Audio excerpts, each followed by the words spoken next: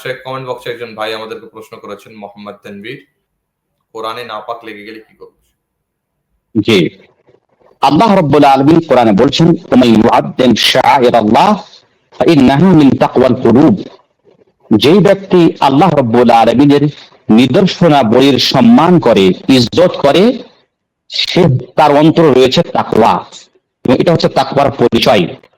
যেহেতু কালামুল্লাহ আমাদের কাছে সবচাইতে উত্তম এবং খুবই সম্মানিত, কেন সম্মানিত? যেটা আল্লাহর কালাম, আল্লাহর সিফাত।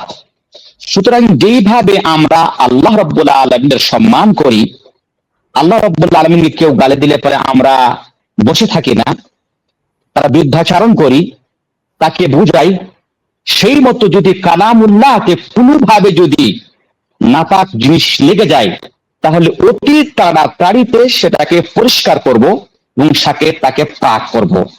এটাই হচ্ছে কোরআনের ইহতারাম বা কোরআনের মর্যাদা বা কোরআনের সম্মান করা। সুতরাং যদি কোনো ব্যক্তির বাড়িতে কোরআন থাকে আর সেই কোরআনে যদি কোনোভাবে ইচ্ছাকৃত নাপাক লাগা যাবে না, আর কোন মুসলমান লাগাবেও না। যদি অনিচ্ছাকৃত ভুলবশত যদি তাতে যদি কোনো নাপাক জিনিস লেগে যায়, তাহলে তাকে অতি তাড়াতাড়ি পরিষ্কার করে পাক করবো ইনশাআল্লাহ। এটাই হলো আপনার করণীয়। জি।